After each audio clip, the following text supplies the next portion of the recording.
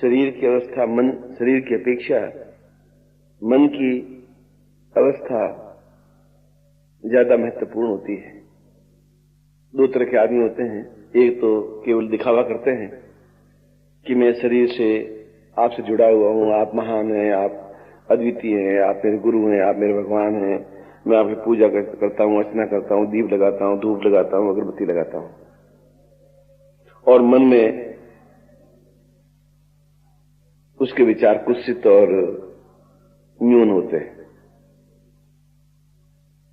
इसलिए वैश्य और वैश्या में कोई बहुत बड़ा अंतर नहीं होता। वैश्य भी सामने वाले को तोलता रहता है कि इसकी जेब में कितना पैसा है और मैं क्या भाव बताऊं जिससे कि मुझे ज्यादा से ज्यादा पैसा मिले। वैश्या भी ऐसा ही चिंतन करती है कि मैं इसको किस प्रकार से मूर्ख बनाऊं और पैसा प्राप्त करूं। इस आख्यान का तात्पर्य यह है कि प्रदर्शन इतना अधिक महत्वपूर्ण नहीं है, दिखावा इतना महत्वपूर्ण नहीं है। उसकी अपेक्षा यदि दिन भर का चिंतन आपका महत्वपूर्ण है तो आप एक सही अर्थों में देवत्व को प्राप्त कर सकते हैं, ब्राह्मणत्व को प्राप्त कर सकते हैं। वह चाहे ब्राह्मण था भी तब भी वह अपने आप में वैश्या से भी गया गुजरा था, क्योंकि उसके मंदिर में बैठे रहने के बावजूद भी मन में कुत्सित विचार थे। और वह वैश्यागृह में रहते हुए भी उसके विचार अपने आप में उच्च कोटि के थे। इसलिए वह एक उच्च स्थिति तक पहुंची। और ऐसे बातों में सैकड़ों आख्यान है कि वैश्याएं भी अपने विचारों से एक अच्छी स्थिति तक पहुंचे। इसलिए आपके क्रियाकलाप तो महत्वपूर्ण हैं, उससे भी ज्यादा महत्वपूर्ण यह है कि आपके आपसी विचार, आपसी सामंजस्य, आपसी सौहार्द, आपसी अटैचमेंट, आपसी व्यवहार और आपसी बोलचाल अपने आप में कितना महत्वपूर्ण है, क्योंकि जो आपके मन में वो आपके होठों पर आता ही है। ऐसा हो सकता है कि मैं आऊं और आप एकदम से साइलेंट होकर के एकदम से मेरी आज्ञा के लिए तत्पर होकर के खड़े हो जाए, ऐसा हो सकता है। और मेरे जाते ही आपके विचार वैसे ही घटिया और वैसे ही आप गप्पे लगाने वाले और वैसे ही पत्रिका पढ़ने वाले और वैसे ही आप हल्के स्तर के हो सकते हैं। यदि ऐसा है तो फिर एक वैश्या की तरह आप हैं जो केवल दिखावा करती है। और यदि ऐसा नहीं है तो फिर एक ब्राह्मण की तरह हैं जो आप प्रदर्शन प्रिय नहीं है, मगर अपने मन और वचन से, शब्दों से, भावनाओं से, चिंतन से अपने आप में पूर्ण रूप से उच्च स्थिति तक जुड़े हुई है या जुड़े हुए हैं। इसलिए कर्म, तुलसीदास ने कहा है कि कर्म बहुत अधिक प्रधान नहीं है। नारी मोई घर संपत्ति नासी, मूंड मुंडाय भय सन्यासी। पत्नी मर गई और घर में संपत्ति नहीं है तो उसने दाढ़ी, मूंछें, जटा मुंडवा दी और सन्यासी बन गए और रोटियां खाने लग गए। तो उससे वो सन्यासी नहीं बन पाया, क्योंकि उसके विचार अपने आप में शुद्ध और पवित्र नहीं बन सके। इसलिए हम अपने विचारों से कितने पवित्र बनते हैं, हम उनकी सेवा, देवता की सेवा या अपने आप की सेवा। देवता का मतलब है आप स्वयं देवता हैं, आपका मन देवता है। तस्मै मनः शिव संकल्पमस्तु। आपका जो शिव है, आपका जो संकल्प है वह कितना दृढ़ है। यदि आपका यह संकल्प दृढ़ है कि मैं आज 12 बजे तक इतना काम कर लूंगा और मुझे कर लेना है, तो फिर न आपको सर्दी लगेगी, न गर्मी लगेगी और न आपको धूप लगेगी, न प्यास लगेगी, कुछ लगेगी नहीं, क्योंकि आपके मन में एक संकल्प शक्ति दृढ़ होती जा रही है, दृढ़ है। और जब संकल्प शक्ति दृढ़ होगी तो फिर किसी प्रकार से कोई न्यूनता नहीं आ सकती। अन्यथा फिर आप में उतनी क्षुद्रता, क्योंकि जब मैं आपके कैबिन में आऊं तब तो आप एकदम से कुछ और पढ़ रहे होते हैं और तुरंत आप उसको बदल करके फिर आप बिल्कुल ये दिखावा करने लग जाते हैं कि नहीं, मैं तो बिल्कुल वही कार्य कर रहा हूं जो आपने मुझे सौंपा है। वह वैश्या है। वैश्यावत आचरण है, वैश्यावत उसका जीवन चिंतन है। और यदि आपको देखे या नहीं देखे, आपके मन में विचार है कि मुझे जो काम सौंपा गया है, अगर 4 घंटे काम है, 2 घंटे में काम निपटा करके रख दूं अच्छे से अच्छे तरीके से, तो अपने आप में एक ब्राह्मणत्व है, श्रेष्ठ है। इसका आख्यान का तात्पर्य यह है कि हम कर्म करने के साथ साथ मन से भी उतना ही पवित्र, दिव्य, चेतन युक्त और तेजस्वी युक्त बन सकें, जिससे कि हमारी मन, हमारी आत्मा अपने आप में पवित्र और दिव्य बन सकें और हम अपने आप में संतुष्ट हो सकें कि हम और हमारे आसपास के परिवेश को हम ज्यादा अपने शब्दों और विचारों और भावनाओं और क्रियाओं से पवित्र और दिव्य बना सकते हैं। और आप ऐसा बना सकें जिसमें आप में अहंकार नहीं हो, जिसमें आप में घमंड नहीं हो, जिसमें आप में गर्व नहीं हो, जिसमें आप में न्यूनता नहीं हो, क्षुद्रता नहीं हो, ओछापन नहीं हो। यदि ऐसा है तो फिर आपका जीवन सही है। कर्म तो जीवन में आवश्यक है ही, मगर उससे ऊंचा कार्य आपके विचार हैं।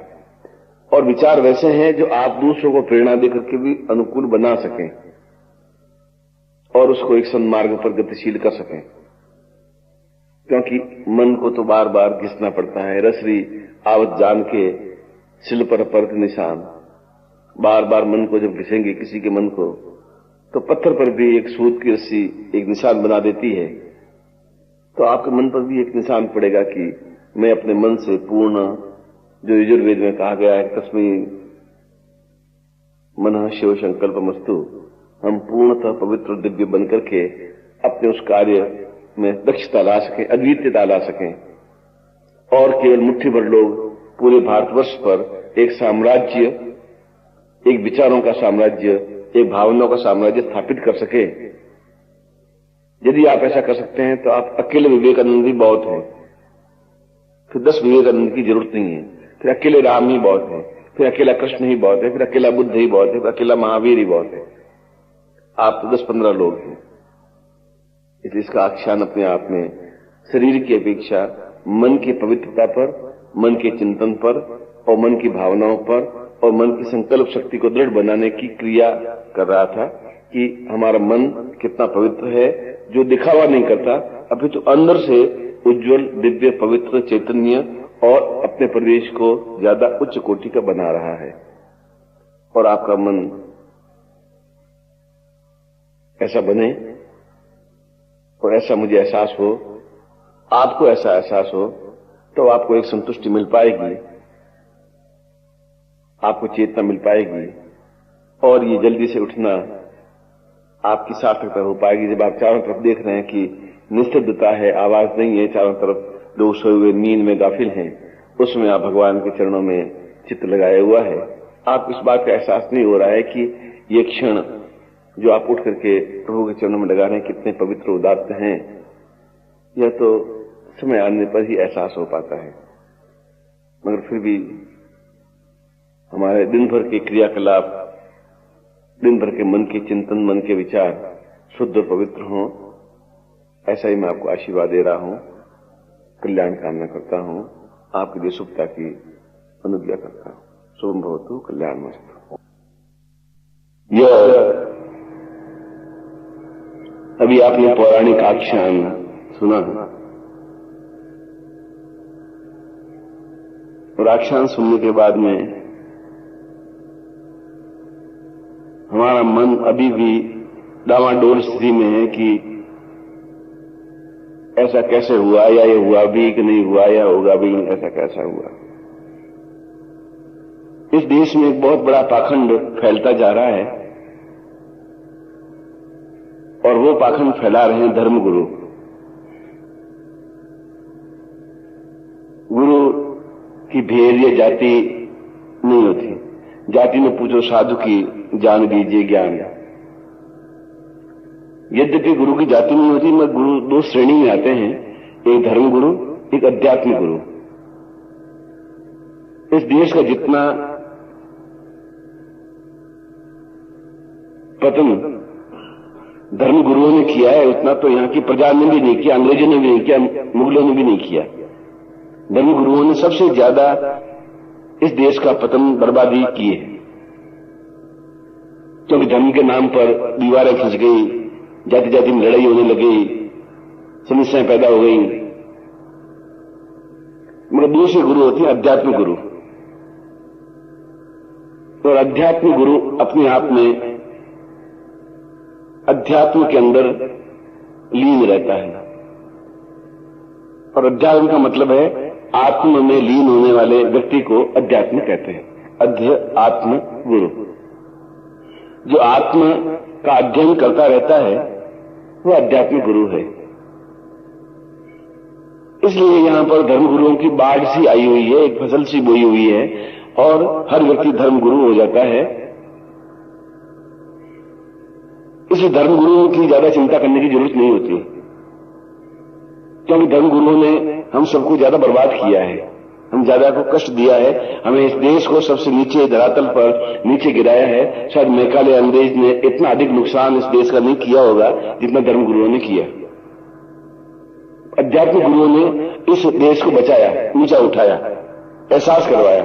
और अध्यात्म गुरु अपने आप में लौकिक संसार के इन क्रियाकलापों में लिप्त नहीं होते, वे रहते हैं अलिप्त से रहते हैं, निर्लिप्त से रहते हैं, निर्विकार से रहते हैं। वे अध्यात्म गुरु हैं। वे दिखते तो मनुष्य ही हैं, चाहे वो दुर्वासा हो चाहे श्री कृष्ण हो। उनकी लीलाएं भी वही होती है, कार्य भी वही होते हैं। कार्य को आप लीला कह देते हैं, मगर वह अपने आत्म में लीन होते हैं। और जो आत्म में लीन होता है उनको आप लोग देख इसलिए नहीं पाते क्योंकि आप धर्म में बंटे हुए हैं, और धर्म में आप बंटे हुए नहीं हैं, आपको बांट लिया गया है।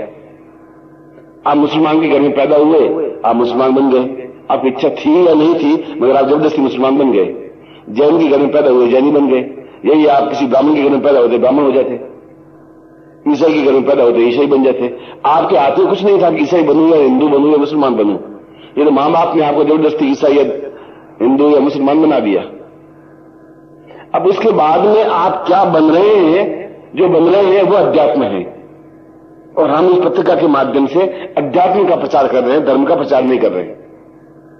यह आध्यात्मिक पत्रिका है, यह धर्म की पत्रिका नहीं है। धर्म को मैं भी ढकोसला मानता हूं, ढोंग मानता हूं, पाखंड मानता हूं। अध्यात्म अपने हाथ में निर्लिप्त होता है, निर्विकार होता है। वो खाते हुए भी नहीं खाता, सांस लेते हुए भी नहीं लेता। वह उसके लिए स्त्री और परस्त्री अपने आप में भेद नहीं होता, क्यों अध्यात्म में न स्त्री होती है, न परस्त्री होती है, न स्वस्त्री होती है। वह एक साधक होती है, वह एक अध्यात्म होती है, वह एक आत्मा होती है। भेद तो बाहर से होता है। बहन और स्त्री में भेद कुछ है ही नहीं। दोनों आंखें, नाक, कान, हाथ, पांव एक जैसे ही होते हैं। डिफरेंस दोनों में कुछ नहीं है। दोनों उम्र भी 17 साल की है। भेद अध्यात्म में, अध्यात्म ये कहता है, आत्मा ये कहती है ये मेरी बहन है, ये मेरी पत्नी है। इस धर्म के नाम पर तो सैकड़ों स्त्रियों का अपहरण किया गया, सैकड़ों बलात्कार किए गए। राजाओं ने रनिवासों में रानियों को भर दिया गया जैसे बकरियों को ठूस दिया गया हो। इसलिए अध्यात्म गुरु, अध्यात्म विचारक जो कुछ भी करता है उसको हम धार्मिक व्यक्ति समझ नहीं पाते। हम धर्म का ढकोसला करते हैं, हम धर्म का ढोंग करते हैं, हम धर्म के नाम पर पाखंड फैला रहे हैं, हम धर्म के नाम पर देश के टुकड़े कर रहे हैं। और किए, मुगलों ने किए, अंग्रेजों ने किए, और हुनों ने किए, यवनों ने किए, तुर्कों ने किए। इसलिए ये दोनों व्यक्ति जिनका इन आख्यान बताया है वे अपने आप में आध्यात्मिक व्यक्तित्व थे। और जब हम अध्यात्म में चले जाएंगे तब हमारे चेहरे पर एक मुस्कुराहट होगी, आंतरिक मुस्कुराहट। आनंद का उद्रेक अंदर से पैदा होगा, अंदर एक अमृत कुंड पैदा होगा। तब हमारी आंख में विकार पैदा नहीं होगा, तब हमारी आंख में ऐसी कोई गंदगी पैदा नहीं होगी, तब हमारे चित्त में कोई ऐसी मलिनता पैदा नहीं होगी। तो हम गुरु को दूसरे ढंग से नहीं देख पाएंगे। तो हमारा सिर अपने आप उनके चरणों में झुक जाएगा। तो अपने आप में एहसास हो जाएगा कि हम कितने बौने हैं, ये कितने ऊंचाई पर है। तब हम एहसास कर पाएंगे, धर्म के नाम पर एहसास नहीं कर पाएंगे। धर्म के नाम पर तो मखौल करेंगे, धर्म के नाम पर तो मन में कुछ और होगा, बाहर कुछ और होगा, और जो अंदर कुछ और है बाहर कुछ और है, उससे निकृष्ट व्यक्तित्व तो संसार में कुछ है ही नहीं। जो है वो साफ कहनी चाहिए और कहने की हिम्मत होनी चाहिए। ये शुरुआत है अध्यात्म की। आप जैसे हैं वैसे हैं, मुगल हैं तो मुगल हैं, हिंदू हैं तो हिंदू हैं। ये धर्म है और धर्म हमने कोई पैदा नहीं है, हमें स्वीकार नहीं किया है, हम कहीं से उधार लेके नहीं आए। धर्म हमारे ऊपर जबरदस्ती थोप दिया गया है और हम उसके नीचे दबे उसी से रहे हैं, तड़फ रहे हैं, बेचैन हो रहे हैं। आज जो लड़ाई झगड़े हो रहे हैं, मंदिरें गिराई जा रही है, मस्जिदें गिराई जा रही है, धर्म के नाम पर गिराई जा रही है, अध्यात्म के नाम पर गिराई जा रहे नहीं है। इसलिए मैं कह रहा हूं इस देश में सबसे बड़ा पाखंड ये है, ये ढोंग है, ये ढकोसला है। और हम मुट्ठी भर लोग धर्म को तोड़ करके अध्यात्म को फैला रहे हैं। यह बहुत बड़ा ऐतिहासिक कार्य है। वह कार्य जो दुर्वासा कृष्ण के समय में हुआ, उस कार्य को हम वापिस शुरू कर रहे हैं, वापिस चला रहे हैं। यह छोटी सी बात नहीं, ये बहुत बड़ी घटना है, ऐतिहासिक घटना है, ये पौराणिक घटना है। मगर तब हम समझ पाएंगे जब हम अध्यात्म के पथ पर गतिशील होंगे, जब हमारा आत्मा इस बात को एहसास कर सकेगा कि हम अध्यात्म हैं, तब हमारे काम में मन लगेगा, तब हम 10 घंटे का काम 1 घंटे में कर सकेंगे। तब हम चित्त में रहते हुए, शरीर में रहते हुए भी नहीं होंगे। तब इस बात का ज्ञान होगा भी नहीं कि हमारे फटे पुराने कपड़े हैं कि अच्छे कपड़े हैं, कि क्या है क्या नहीं है। हम एहसास कर सकेंगे कि हम अपने आप में ऊंचाई पर खड़े हों, ऐसे हों कि लोग हमें देख सकें। यद्यपि हमें समझने के लिए बहुत गहराई की जरूरत होगी, वही देख पाएगा जो अध्यात्म के पथ पर गतिशील होगा। मगर इस बात की हमें चिंता है ही नहीं। सिर्फ इस बात की चिंता नहीं करता कि कितने सियार हुआ करते, इस बात की वो चिंता नहीं करता, वो अपने रास्ते पर गतिशील होता ही रहता है, इसलिए वो शेर कहलाता है।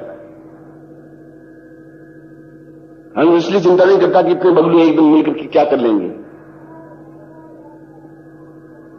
इसलिए अध्यात्म में आप क्या खा रहे हैं, कितना खा रहे हैं, और खाने के बाद भी उसका कोई आपके ऊपर दोष लग रहा है या नहीं लग रहा है, वह कुछ एहसास होता ही नहीं। क्यों खाते हुए भी आप नहीं खाते हैं, नहीं खाते हुए भी खाते हैं, मरते हुए भी आप नहीं मरते हैं, नहीं मरते हुए मर जाते हैं। और यही कहा है, वासांश जीर्णानि यथा विहाय नवानि गृह्णाति नरो प्राणी तथा शरीराणि विहाय जीर्णा निन्याति कस्यत नवानि देहि। कृष्ण ने साफ कहा है कि हम जो कुछ कर रहे हैं वह अपने आप में केवल दिखावा है। वास्तविकता क्या है वह हम जानते हैं, हमारी आत्मा जानती है, हमारे विचार जानते हैं, हमारा चिंतन जानता है। आप किस चिंतन में हैं, आप कैसे हैं, क्या आप दिखावा करते हैं, वास्तविकता में हैं, इस हिसाब को समझ लीजिए हम कहां पर हैं।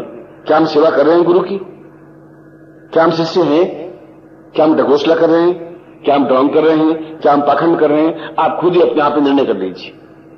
जब आप निर्णय कर लेंगे और निर्णय करने की पहले बार एक पैर बढ़ाएंगे, तब आपको एहसास होगा कि आप अध्यात्म के पथ पर पहली बार पैर बढ़ा रहे हैं।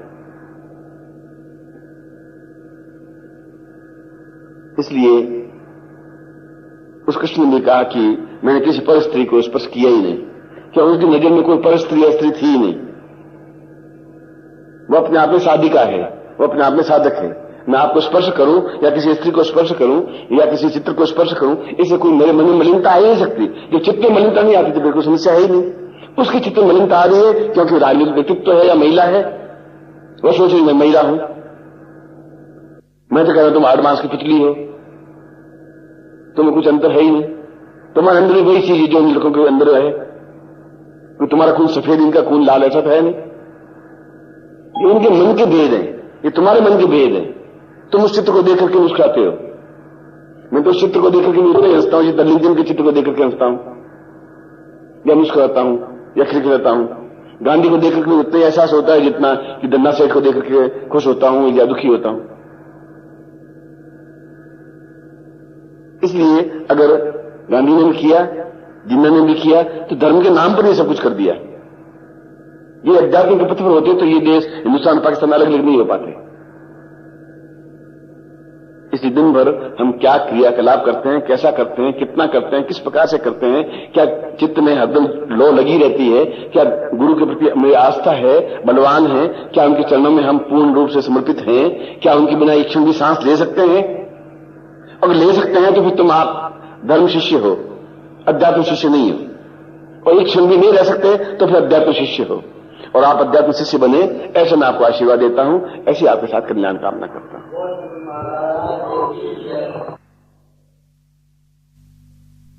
जब मन किसी व्यक्तित्व से जुड़ता है तो अपने आप में ही एक आत्मविश्वास पैदा होता है, और आत्मविश्वास जीवन के सारे दुखों को दूर करने में समर्थ हो पाती है। यदि हमारा आत्मविश्वास भाखड़ा नांगल से है तो हमें यहां लाइट मिल जाएगी। ये होना चाहिए कि भाखड़ा नांगल में विद्युत कम से कम 5000 मेगावाट बिजली रोज पैदा होनी चाहिए। हम भाखड़ा नांगल को नहीं समझ सकें तो ये हमारी विडंबना होगी, हमारी न्यूनता होगी। इसलिए जीवन में पूर्ण स्वस्थ शारीरिक, दैविक और भौतिक 3 तरह के दुख होते हैं, दैविक, दैहिक और भौतिक, और तीनों ही प्रकार के दुखों से मुक्त होना मनुष्य के लिए जरूरी है। और यह जरूरी मानसिक रूप से पूर्णता के साथ जुड़ने से ही संभव है, और हम मानसिक रूप से पूर्णता से जुड़ नहीं पाते। और मानसिक रूप से जुड़ने का पहला उपाय प्रसन्नता है, मुस्कुराहट है, चिलचिलाहट है, चेहरे पर एक खुशी है, ताजगी है, और कार्य के प्रति धुन है, लगन है। यह लगन है कि हम किस प्रकार से ज्यादा कार्य करके और ऊंचे से ऊंचा कार्य करके, अच्छे से अच्छा कार्य करके मानसिक रूप से जुड़ सकें।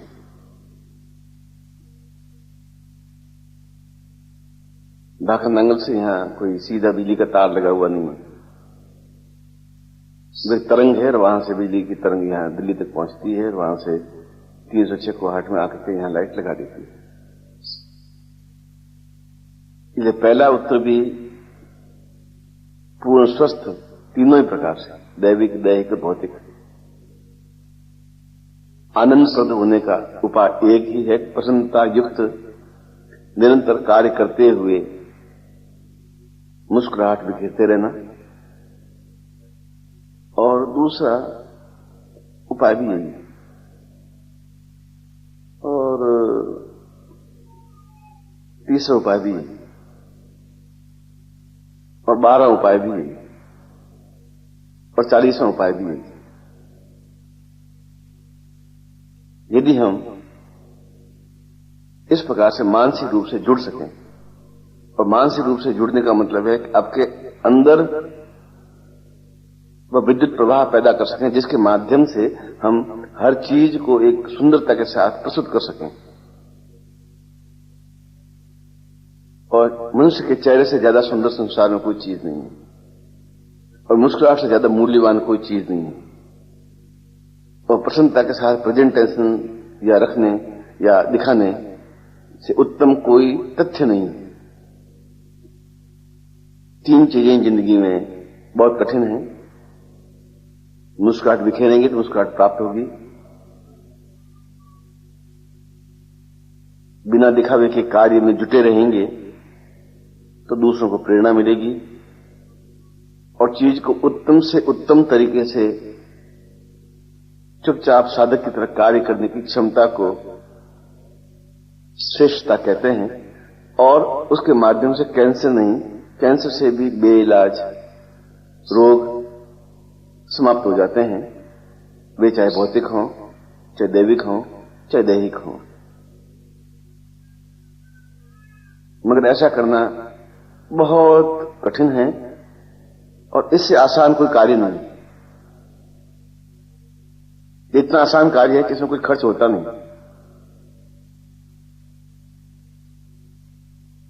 और हम ऐसा कर नहीं पाते। ऐसा इसलिए नहीं कर पाते कि हम अंदर से जकड़े हुए हैं अपनी कुंठाओं से, अपने स्वार्थ से, अपने छल से, अपनी न्यूनताओं से, अपनी कमियों से, और सामने वाले को नहीं समझने की वजह से। और जो मैंने अंतिम बात कही है उसको मुझे सबसे पहले कहनी चाहिए। जब हम उसको समझेंगे, जब अपने आप को समझेंगे, तो फिर जीवन में किसी प्रकार के दुख, वेदना, रोग, कष्ट, पीड़ा, अभाव, बंधन, समस्याएं, कठिनाइयां, चिंताएं रह ही नहीं सकती, संभव नहीं है। और आपके सामने तो, और आपका सौभाग्य तो अपने आप में एक श्रेष्ठतम है ही। यदि आपको दुख माने, इससे बड़ा दुख नहीं है कि आप मेरे सामने खड़े हैं। यदि सुख माने, इससे बड़ा सुख नहीं है कि लोग तरसते हैं 100 रुपए देकर के भी एक क्षण मिलने के लिए, और आप बिना हिचकिचाहट के ऑफिस में आकर मिल लेते हैं। आप स्वयं कल्पना कर लीजिए कि आप सौभाग्यशाली हैं या यमुना पार से आने वाला व्यक्ति सौभाग्यशाली है। नहीं है, कोई जरूर नहीं नींद लेना। ऐसा श्री कृष्ण ने कहा है कि नींद मृत्यु का एक कारण है। मृत्यु का पर्यायवाची शब्द है। नींद का मतलब है डेथ, मृत्यु, बेसुध होना, समाप्त हो जाना। दुख बुढ़ापे का एक कारण है। दुख का मतलब है वृद्धावस्था की ओर अग्रसर होना। दुख महसूस करने की क्रिया का मतलब है बुढ़ापे और हम 1 मील और चले, न आप दुख महसूस करें, तो दुख कोई चीज है ही नहीं। हम ये सोचें कि 6 बजे उठना बड़ा दुखदायी है, तो हम 6 बजे नहीं उठ पाएंगे। और हम 6 बजे उठ करके कितना आनंद चिड़ियों की चहचहाट सुन सकते हैं, कितना आनंद हवा की, शुद्ध हवा की सांस ले सकते हैं, कितनी मस्ती है, कितना एक आनंद है, कितनी एक उमंग है। तो शायद इससे बड़ा कोई सुख नहीं। और अब कौन 4 बजे उठे, 5 बजे उठे, स्नान करें, कौन 6 बजे पहुंचे, तो इससे बड़ा कोई दुख नहीं। ये मन के विकार है, और ये मन के विकार आपको बुढ़ापे की ओर धकेलते हैं, और बुढ़ापा अपने आप में मृत्यु है। दिन भर जो मुस्कुराहट बिखेरता रहता है, उससे बड़ा उच्च कोटि का व्यक्तित्व भगवान कृष्ण भी नहीं है। इसे भगवान कृष्ण की कोई चीज हमें आकर्षित नहीं करती, उसकी मुस्कुराहट हमें आकर्षित करती है। वह खींचती है पूरी दुनिया को अपनी ओर, वह जोड़ती है अपने आप को दुनिया की ओर, और इसके कोई व्यय नहीं होता। बाजार में चीज मिलती नहीं, ये आपके पास है। और यदि काम नहीं करते हैं तो आपकी उम्र घटती ही है, बढ़ती नहीं है। जो काम में सतत चेष्टारत रहता है, लगा रहता है, वह बुढ़ापा प्राप्त कर ही नहीं पाता। चर्चिल जैसा व्यक्ति 92 साल की 92 साल की उम्र में, 92 की उम्र में इंग्लैंड का मुख्यमंत्री, प्रधानमंत्री बना। जब यहां व्यक्ति मरने कब्र में पैर लटकाते हैं, तब मुख्य प्रधानमंत्री बना और उस 4 साल तक राज्य किया और इंग्लैंड को वापस ऊंचाई पर उठाया। हैमिल्टन 96 की उम्र में पहली बार टाइपराइटर सीखा और उसने कम से कम 10-12 उपन्यास लिखे 96 की उम्र में। मैरी पियर्स 93 की उम्र में पहली बार आविष्कार किया, नोबेल प्राइज प्राप्त किया। और 89 की उम्र में हमारे यहां के अहलूवालिया 92 की उम्र में, जिसकी एक टांग कट गई थी सेना में, वह हिमालय की सर्वोच्च चोटी पे चढ़ा लकड़ी के एक टांग के सहारे और दिखा दिया कि 92 की उम्र भी बहुत जवान होती है। अंदर एक आग होनी चाहिए और चेहरे पर एक मुस्कुराहट होनी चाहिए और काम करने की लगन होनी चाहिए, और उस कार्य को ये सोचने को अच्छे से अच्छा कार्य करके कैसे दिखाऊं। आप नहीं दिखाएं, यह आपकी न्यूनता है या विशेषता है, और आप दिखाएं, यह आपका अहोभाग्य है, सौभाग्य है। और जब यह विश्वास होता है तो फिर रोग आपके पास नहीं भटकता। फिर डॉक्टर अपने आप में असहाय हाथ मलते हुए रह जाते हैं कि यह ऐसा कैसे हो रहा है। उनको यह समझ में आ नहीं सकता, क्योंकि वो यंत्रों के अलावा को समझते नहीं, और हम यंत्रों को हाथ लगाते ही नहीं, मन के द्वारा सब कुछ कर लेते हैं। एक दूसरे से जुड़ जाते हैं, एक दूसरे को प्यार बांटते हैं, एक दूसरे को मुस्कुराहट बिखेरते हैं, और हम वह सब कुछ कर लेते हैं कि प्रत्येक कार्य को अच्छे से अच्छा करके दिखा देते हैं, लगे हुए धुन में, मस्ती के साथ 24 घंटे। और ऐसा लगता है कि जैसे ये सब एक ही परिवार के अभिन्न अंग हैं, जहां एक दूसरे के बिना कल्पना नहीं की जा सकती। एक अलग होता है तो छटपटा होती है कि वो आया नहीं, क्या हुआ। जब ऐसा भाव मन में आएगा तब काम करने का आनंद आएगा, तब एक अच्छा कार्य हो सकेगा, तब इससे भी कम लोग इससे भी ज्यादा अच्छा कार्य कर सकते हैं, तब पूरे विश्व में, पूरे देश में छा सकते हैं अपने ज्ञान के माध्यम से, पत्रिका के माध्यम से, चेतना के माध्यम से, विचारों के माध्यम से, भावनाओं के माध्यम से। और आप दिन भर छलछलाती हुई नदी की तरह, निर्मल जल की तरह, मुस्कुराहट बिखेरते हुए कृष्ण की तरह दिखाई दें, और आपको देख करके हम सब लोगों के चेहरे पर भी मुस्कुराहट आए और काम करने में जी लगे और काम तेजी के साथ करें, 10 लोगों का काम एक साथ कर सकें, ऐसी भावना आपके मन में उदय हो, ऐसा ही मैं आपको आशीर्वाद देता हूं और कल्याण कामना करता हूं।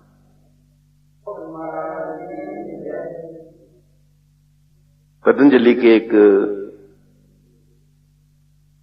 ग्रंथ जो विश्व विख्यात है वह है योग सूत्र। उन्होंने एक ही ग्रंथ लिखा,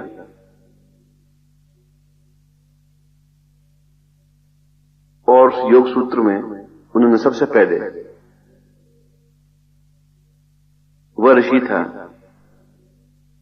जिसने यह समझाया कि मनुष्य के शरीर में अनंत संभावनाएं भरी हुई हैं।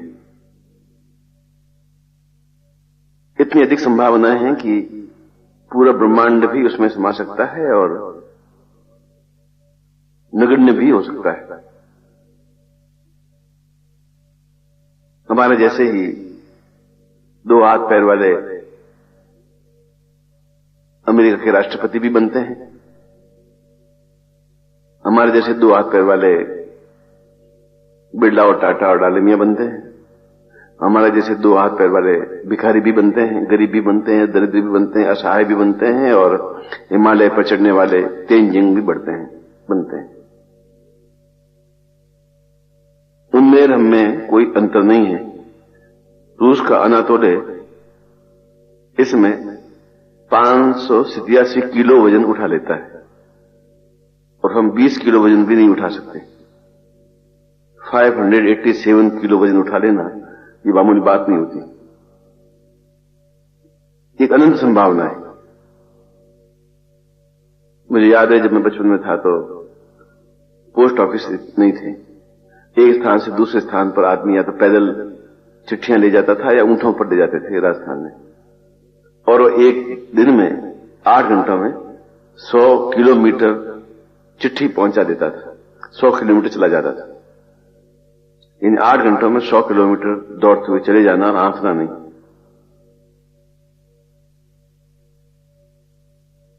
वह भी व्यक्ति ही था। एक बार मुरादाबाद में मैं गया तो वहां, यदि आप मुरादाबाद रहने वाले हैं तो वहां एक पीली कोठी नाम से मशहूर है, उसका एक नौकर था। तो उनके यहां मैं नैनीताल जा रहा था तो उनके यहां रुकता था कभी कभी। तो उनके पास तांगा बग्गी थी, और बग्गी में बैठ करके मैं उनके फार्म पर गया तो उसने अपने नौकर को साथ भेज दिया कि मैं पहुंच रहा हूं, आप भी तुम इनके साथ जाओ। और बग्गी का पाया पकड़ करके घोड़ा इतनी तेजी से दौड़ रहा था और वह भी उतनी ही तेजी के साथ, मैं तो बग्गी के ऊपर बैठा हुआ था, तेजी के साथ दौड़ रहा था। और करीब 40 किलोमीटर दूर फार्म हाउस था काशीपुर के पास में, और 40 किलोमीटर के बाद घोड़ा आंफ रहा था और उसको अंफनी नहीं आ रही थी, सांस भरी हुई नहीं थी, वह भी आदमी था।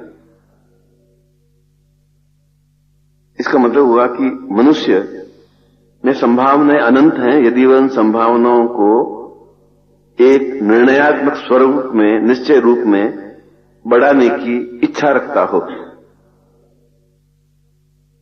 असंभव कोई कार्य है ही नहीं। असंभव हम मान लेते हैं, थकावट जैसी चीज संसार में है ही नहीं, थकावट हम मान लेते हैं, और न्यूनता जैसी कोई चीज होती नहीं, हम न्यूनता मान लेते हैं। हम सोचते हैं कि 2 घंटे काम करके थक गए हैं बस, बिल्कुल ये हम मान लेते हैं। शरीर नहीं थक सकता, अगर शरीर थकता तो 40 किलोमीटर वो दौड़ नहीं पाता, बस 100 किलोमीटर एक 8 घंटे में दौड़ नहीं पाता, फिर 527 किलो वजन नहीं उठा पाता, फिर एक मोची का लड़का अमेरिका का राष्ट्रपति नहीं बन पाता। मगर हम अपनी संभावनाओं को और अपनी क्षमताओं को समझते नहीं और हम वहीं पर रह जाते हैं जहां से हम गतिशील होते हैं कि बस इतना ही काम मैं कर सकता हूं। जहां ये मन में आया वहां वो वैसा ही है जैसा एक तालाब है। तालाब का पानी स्थिर रहता है और धीरे धीरे सड़ जाता है, समाप्त, गंदा होता है, गंदला हो जाता है। और नदी का पानी कभी गंदला होता ही नहीं, क्योंकि धीरे धीरे बढ़ता ही रहता है, चलता रहता है, गतिशील होता है। जब आदमी निश्चय कर लेता है कि मैं आज 40 पेज टाइप करके ही सोऊंगा, आज दिन भर मुझे टाइप 40 पेज कर देने हैं, तो 40 पेज टाइप हो जाते हैं। और जो सोचता है कि 15 पेज हो गए, कल तो 12 पेज किए थे, तो बस अच्छा तो पेज बाद आप इतने टायर्ड हो जाएंगे कि विश्राम लेने की इच्छा हो जाएगी। ये सब संभावना है। इसलिए पतंजलि ने एक योग सूत्र में कहा है, शिष्य इति शक्ति ही। शक्ति अपने आप में तभी बनती है जब शिष्य होता है। शिष्य वह होता है जो सीखने की इच्छा रखता हुआ अग्रसर होता है। सीखने की इच्छा रखने वाला शिष्य नहीं, सीखने की इच्छा रखता हुआ अग्रसर होता है। जो आज किया है, आज की अपेक्षा कल और ज्यादा करूंगा, कल की अपेक्षा और परसों ज्यादा करूंगा, परसों की अपेक्षा और पहले दिन ज्यादा करूंगा। यदि मुझे काम ये सौंपा है तो सोच समझ के सौंपा है, मुझे ये कार्य आज कर देना है। वहां न सर्दी होती है, न गर्मी होती है, न बरसात होती है, न तूफान होता है, न अंधड़ होता है, कुछ होता ही नहीं है। केवल हमारी कल्पनाएं हैं कि सर्दी बहुत है, हम मर जाएंगे। इस सर्दी में भी सैकड़ों लोग रात को कार्य करते हैं, पुलिस वाले गश्त लगाते हैं, गर्मी में भी मजदूर काम करते हैं पसीने से छूते हुए, और हम कूलर में बैठे रहते हैं। हमने ये मान लिया है, जबकि वास्तव में ये परिस्थितियां किसी भी प्रकार से हमारे बीच में बाधक नहीं होती। इसलिए पतंजलि ने पहली बार महत्वपूर्ण बात कही कि शक्ति कहीं से पैदा नहीं होती। शक्ति तब पैदा होती है जब आप शिष्य बनते हैं। शिष्य का मतलब है सीखने वाला, शिष्य का मतलब है अग्रसर होने वाला, शिष्य का मतलब है गतिशील होने वाला। शिष्य का मतलब कोई शिक्षा ग्रहण करने वाला नहीं, एक दृढ़ ध्येय, लगन, क्षमता, और जो कार्य करे उसको पूर्णता के साथ कार्य करने के बाद भी सोचे कि अब तो बहुत टाइम बचा है, अब और क्या करूं मैं, और वह कार्य करने के बाद भी सोचे कि अब भी इतना समय बचा, अब मैं क्या करूं। जब ये भूख, ये इच्छा, ये चिंतन बनता है, तब वह सही अर्थों में शिष्य बनता है। और योग सूत्र का ये आधारभूत सूत्र है।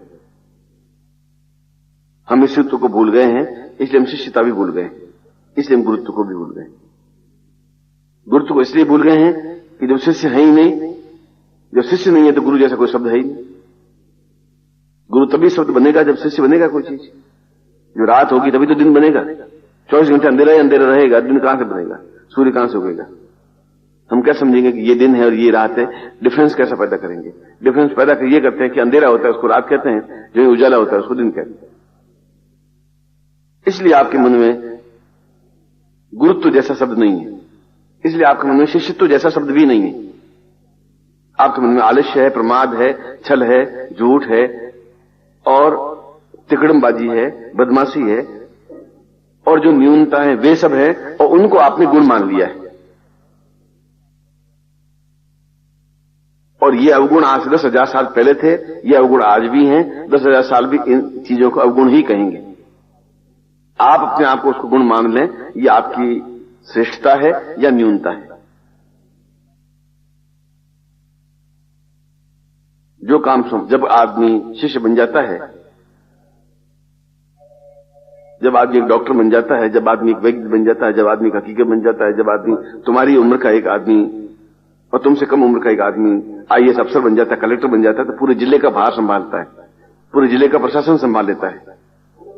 वह भी तुम्हारे मेरे जैसे आदमी होता है, और बिजी रहते हुए भी टाइम निकालता है। उनके पास समय ही समय होता है। ये समय तो बहुत है, आप ये सोचते हैं कि समय कम है। और आइंस्टीन ने इसी को बताया है कि एक आदमी के पास में एक दिन रात में 365 दिनों जितनी लंबा समय होता है, यदि वह काम करने की धुन की ओर अग्रसर हो जाता है और 1 घंटे का काम आधे घंटे में निपटा देता है, 20 मिनट में निपटा देता है। इसलिए एक आदमी 10 साल तक बिना खाना खाए भी रह सकता है, और 5 किलो वजन खाना भी बढ़ा सकता है, कुछ भी कर सकता है, क्योंकि उसके शरीर में अनंत संभावनाएं हैं। उन संभावनाओं को पहचानने की क्षमता शिष्य स्वयं अपने अंदर से ही उत्पन्न करता है। दूसरों के समझाने पर आप तर्क करने लग जाते हैं, कुतर्क करने लग जाते हैं और मन को समझा देते हैं कि ऐसा हो नहीं सकता, संभव नहीं, बस खत्म। यही आपकी न्यूनता होती है। इसलिए इस प्रसंग में भी ये बताया है कि उन्होंने अपनी एक शक्ति दी, एक पावर दी। तो पावर ऐसी कोई चीज नहीं है कि हाथ से उठा करके उसको दे दी, उसको पावर हो गई। एक उसको थॉट दिया, एक विचार दिया, एक चिंतन दिया, एक धारणा दी। ये दिया कि तुम भी एक अपने आप में सिद्ध और सफल बन सकते हैं। उन्होंने बताया कि संसार में रहकर के भी हम गृहस्थ रह सकते हैं, गृहस्थ में रहते हुए भी सन्यासीवत रह सकते हैं, अनासक्त रह सकते हैं, शादीशुदा होते हुए भी बिना शादीशुदा युक्त रह सकते हैं, अपने आप में निष्प्रह रह सकते हैं, निश्चिंत रह सकते हैं, निश्चल रह सकते हैं। यह उस योग सूत्र का अपने आप में एक महत्वपूर्ण तथ्य है और सारी ग्रंथ इसी बेस पर आधारित है। एक पूरे जीवन का अध्याय है, जीवन को उन्नति की ओर अग्रसर करने वाला अध्याय है। इसलिए जिस क्षण पतंजलि का यह योग सूत्र सुने, उसी क्षण उसका अमल अगर शुरू कर लेता है तो कर लेता है। प्लान करने से यह सूत्र समझ नहीं आएगा कि कल से इसको शुरू कर देंगे, ऐसा नहीं हो सकता। या तो उसी समय शुरू हो जाएगा या फिर नहीं होगा, या तो इसी समय इस काम को कर दूंगा और काम करने की प्रवृत्ति डाल दूंगा या फिर नहीं करूंगा। क्योंकि हमारे यहां कुंभकर्ण भी पैदा हुए हैं जो 24 घंटे सोते रहते थे, और ऐसे भी पैदा हुए हैं जो अनिद्रा थे, इंद्र जैसे पैदा हुए हैं जो सोते ही नहीं। दोनों तरह के ऋषि पैदा हुए हैं। रावण भी पैदा हुए हैं, राम भी पैदा हुए हैं। यह तो आदमी के अंदर की लगन की क्षमता की बात है। वह कितनी तत्परता और लगन के साथ में कोई भी कार्य को, चाहे सफाई करना काम हो और चाहे लिखने का काम। जो गांधी जी बैठे हुए आटा की चक्की पीस रहे थे, तो खुद ही आटा पीसते थे और उससे रोटी बनाते थे, वे मशीन को यूज करते ही नहीं थे। तो सुप्रीम कोर्ट के वकील आए कि मैं आपके आंदोलन में शामिल होना चाहता हूं, मुझे आप कोई काम सौंपिए। I am advocate in Supreme Court. उसने कहा अभी तो ये काम है कि आप मेरे साथ बैठिए, तो आटे की चक्की पिसवाइए, आटा निकालना जल्दी से, पहले आप यहां बैठिए। उसने गांधी जी आप जानते हैं मैं एडवोकेट हूं। उसने कहा आप एडवोकेट हैं, सुप्रीम कोर्ट में, यहां पर नहीं, यहां पर तो ये काम है मेरा, इसमें तो आप ये काम करिए, जब सुप्रीम कोर्ट जाए तब ऐसा करिए। ये काम वो भी खराब नहीं है। जब वाशिंगटन जब यहां पर आए गवर्नर, तब उन्होंने गांधी जी को संदेश मिलने के लिए साबरमती गए। तो उनको टाइम दिया गया 3:05 से 3:10 में आपसे बात करूंगा। वो किसी वजह से लेट हो गए, 3:09 पे आए। जो 3:01 बात हुई, फिर उठ गए, उठ करके बाहर चले गए, बकरी को चारा खिलाने लगे। उसने कहा कि मैं इतनी दूर से आया हूं इंग्लैंड से, और ये क्या असभ्य आदमी है, क्या बकरी को चारा खिलाना बहुत ज्यादा जरूरी मुझसे।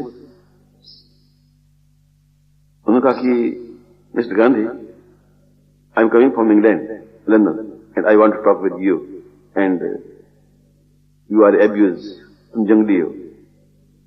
उसने कहा जंगली मैं नहीं हूं, जंगली तुम हो, क्योंकि मैंने आपको 5 मिनट बातचीत करने के लिए दिया था। वह भी उतना ही जरूरी है जितना इसको चारा खिलाना मुझे टाइम पर।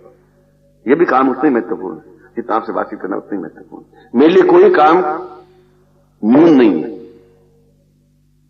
हम समझ लेते हैं कि ऐसा काम हम क्यों कर सकते हैं, आटा हम कैसे पीस लें या सफाई हम कैसे कर लें, ये काम मेरा नहीं है।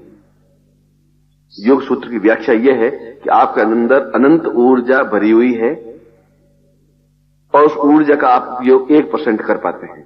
उस ऊर्जा को शक्ति कहते हैं, और वह शक्ति प्रवाहित शिव कर सकता है। शिव जो कल्याण करने वाला हो, जो गुरु हो, जो दूसरों को ज्ञान देने की क्षमता रखता हो, जो पहले शक्ति संचय की हुई हो। अगर मुझे इस पत्रिका को प्रसार संख्या बढ़ानी है तो फिर बढ़ा करके ही आना है। अब कैसे बढ़ाना है, ये आपकी ऊर्जा है। ये आज इस डमी को तैयार कर देना, ये आपकी ऊर्जा है। ये चीज सीख लेनी है, आपकी ऊर्जा है। आप सोचते कि बस सिखाएगा और वो कहेगा और वो आज्ञा देगा, यहां पर आप न्यून आ जाते हैं, वो पतंजलि के योग सूत्र को भूल जाते हैं। ये उदाहरण, ये व्याख्या इस बात का परिचायक है कि वह शक्ति सिर्फ कही जाती है, कहने का ही मतलब देना है, प्रवाहित करना है, और वह स्वीकार करता है और अपने आप में योगी बन जाता है, ऋषि बन जाता है, उच्च कोटि का व्यक्तित्व बन जाता है, पतंजलि बन जाता है, वशिष्ठ बन जाता है, राम और कृष्ण, बुद्ध और महावीर बन जाते हैं, अनातोली बन जाते हैं, लिंकन बन जाते हैं, गांधी बन जाते हैं। वे सभी हमारे जैसे ही थे, हमसे भी निम्न स्तर के थे। उनके पास इतनी सुविधाएं भी नहीं थी जितनी हमारे पास हैं। वे मोची का लड़का था वह लिंकन।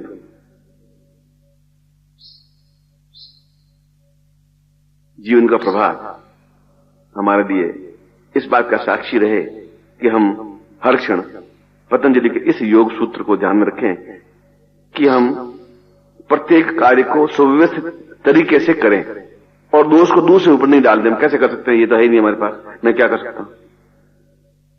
तो मैं समझता हूं कि इससे जैसा कच्चे आदमी कुछ है ही नहीं। मैं मुझसे कहता हूं ठीक है, you are right, all right, तुम सही कह रहे हो। पर मैं समझता हूं कि बहुत घटिया आदमी है जो अपना दोष दूसरों पर डालने की एक आदत पड़ गई इसकी। मैं कैसे कर सकता हूं, ये तो चीज मेरे पास है ही नहीं, है ही नहीं। ये तो मैं भी जानता हूं नहीं है। मैं ये जानना चाहता हूं नहीं होते हुए भी आपने कैसे कर लिया, ये आपकी विशेषता है। कार में बिठा करके आपको देगा, इसमें तो कोई बहुत बड़ी बात नहीं है। अब साधन है ही नहीं, फिर भी आपने जाके वो काम कर लिया, ये बहुत बड़ी बात है। और ऐसे ही आप बने तो सही अर्थ में पतंजलि बन सकेंगे। तब इस उद्धरण का अर्थ आपको समझ में आ सकेगा, तब सही अर्थ में आप शिष्य बन सकेंगे और तब मुझे वास्तव में प्रसन्नता हो सकेगी और आप ऐसा बनेंगे, यह प्रभात आपके जीवन का एक परिवर्तनकारी बनेगा। ऐसा ही मैं आपको आशीर्वाद देता हूं, आपकी कल्याण कामना करता हूं।